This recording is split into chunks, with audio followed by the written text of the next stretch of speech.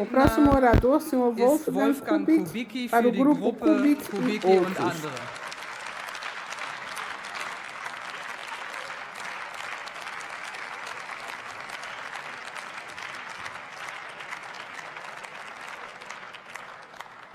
Senhora Presidente, amados colegas, difícil não entrar no debate, mas o tempo não me permite porque estou limitado a 3 minutos.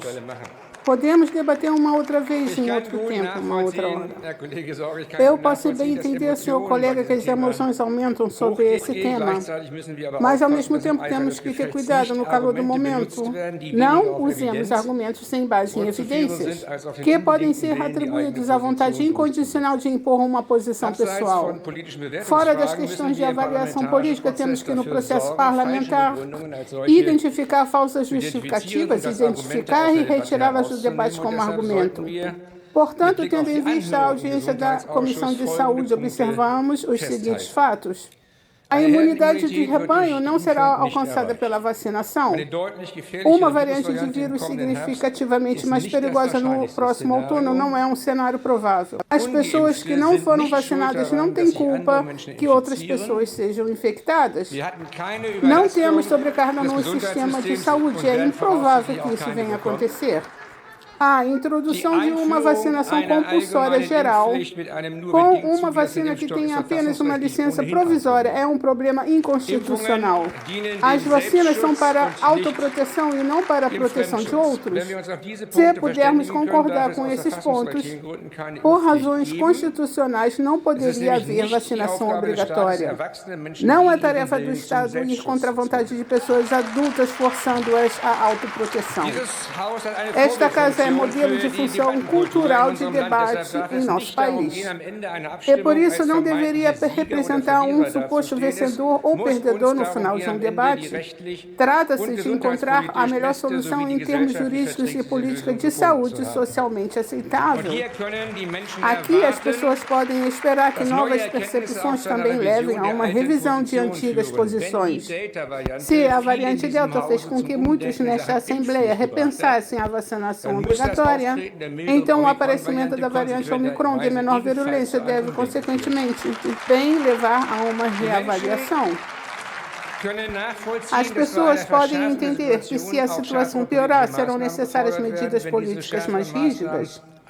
No entanto, se essas medidas mais rigorosas continuam em vigor, embora a situação tenha abrandado, coloca-se a questão de saber se ainda existe realmente uma solução política adequada, ou há o interesse de sobremanter uma soberania política. Caros colegas do Conselho de Ética, o qual muitos dos senhores confiavelmente nomearam, eu recomendo-lhes as páginas 161, publicação do Conselho de Ética para ler esta semana. Faz uma declaração notável sobre as ações passadas e futuras com relação à pandemia corona. Entre outras coisas, ele informou, citado, se o surgimento de uma pandemia emergente de doença infecciosa coloca em risco a saúde, através de vacinações, imunizações medicamentosas por infecções anteriores, ou também como resultado da disseminação de outras variantes de vírus, com grande infecciosidade, mas com uma patogenicidade menor, as quais a sociedade está disposta a aceitar com relação a outras doenças virais, intervenções sérias à liberdade civil não podem mais ser justificadas. Siga a citação.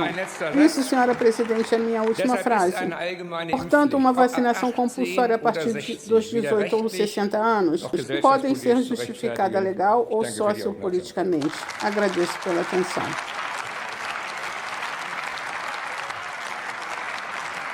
So, welcher Kollege war es denn von Ihnen beiden? Es waren so viele. So, okay. Sie haben das Wort.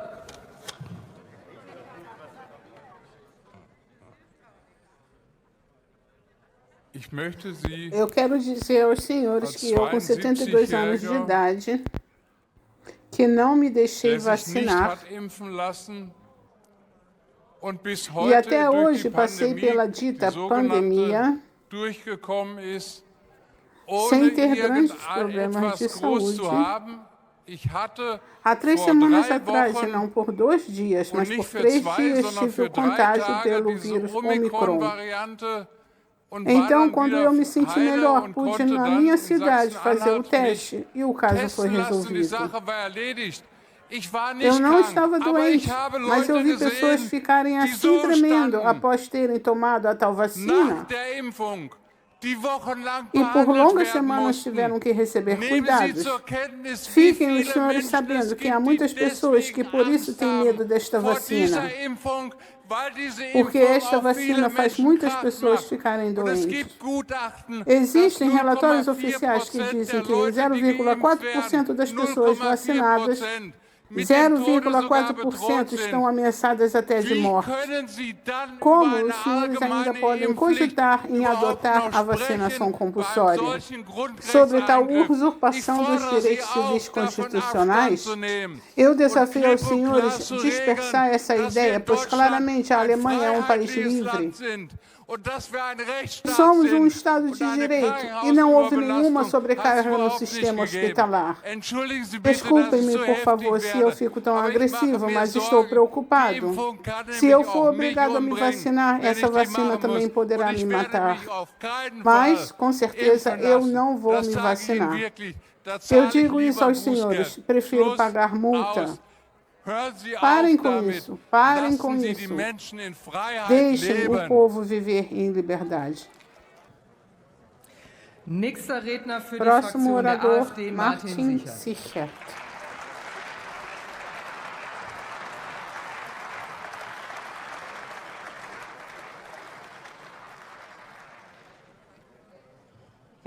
Senhora Presidente, minhas senhoras e meus senhores, um verdadeiro democrata faz, após a eleição, o que ele prometeu antes da eleição.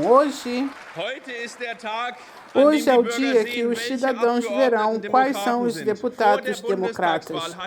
Antes das eleições gerais, cada um dos partidos aqui representados prometeram aos seus eleitores que não haveria vacinação obrigatória.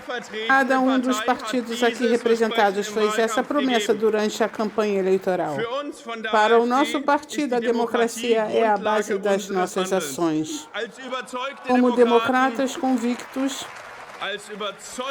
democratas convictos, realizaremos após a eleição o que prometemos antes das eleições, pois daremos o nosso voto contra a vacinação compulsória. Está na hora de acabar com todas as mentiras nas quais toda a política da epidemia corona está baseada. O ministro da Justiça mentiu quando ele disse que, 20 de março, todas as medidas iriam acabar. As medidas ainda continuam. O ministro da Saúde mentiu quando disse que no final de outubro, que nem todos precisariam de uma segunda dose. 3 semanas depois exigiu segunda dose para todos. A deputada ordinária Emília mentiu quando anunciou, dizendo que não estava no exterior, embora estivesse de férias na Dinamarca. Como acusar deputados ordinários se até o chanceler da Alemanha mente? O chanceler da Alemanha mentiu quando afirmou que o governo nada sabia sobre os graves efeitos colaterais da vacina. Na época eram, de acordo com as informações oficiais, pouco menos de 30 mil casos de efeitos colaterais graves. Afinal, essa é uma população de uma cidade de tamanho médio. O chanceler não está aqui, ele estava quando comecei o meu discurso, mas eu acho que ele está assistindo secretamente lá fora. Senhor chanceler, antes das eleições gerais, o senhor disse aos cidadãos, citação, nós não precisamos de vacinação compulsória. O senhor quer realmente quebrar essa promessa eleitoral e entrar para a história como um chanceler mentiroso? Sim, a próxima mentira. A próxima mentira vem do senhor Jens Spahn, ex-ministro da Saúde. Ele disse que a vacina está devidamente comprovada e testada. Não está até hoje. Existe apenas uma aprovação provisória. Qualquer pessoa que tomar um remédio que possui apenas uma aprovação condicional provisória participa em um experimento fármaco-medicinal. Um experimento fármaco-medicinal nunca jamais poderá ter permitido a sua obrigatoriedade. Isso não é apenas declarado na Declaração Universal dos Direitos Humanos, que todos os membros do Congresso Nacional alemão deveriam ter aprendido com a própria história. Por isso, exorto a todos os senhores, junte-se a nós, mostrem que a democracia vale a pena. Votem contra a vacinação compulsória.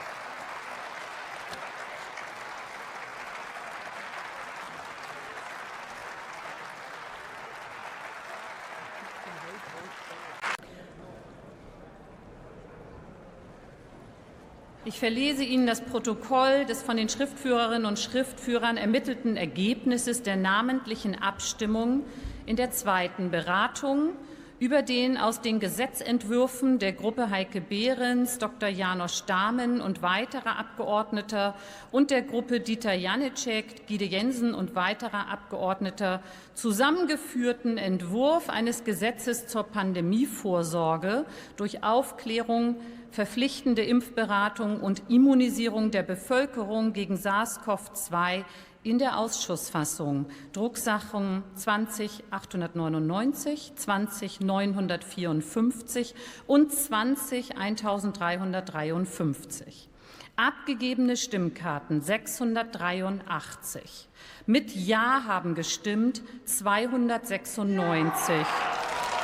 Mit Nein haben gestimmt 378, Enthaltungen 9. Der Gesetzentwurf ist in zweiter Beratung abgelehnt. Damit entfällt nach unserer Geschäftsordnung die weitere Beratung dieses Gesetzentwurfs. Wir gehen dann weiter. Liebe Kolleginnen und Kollegen,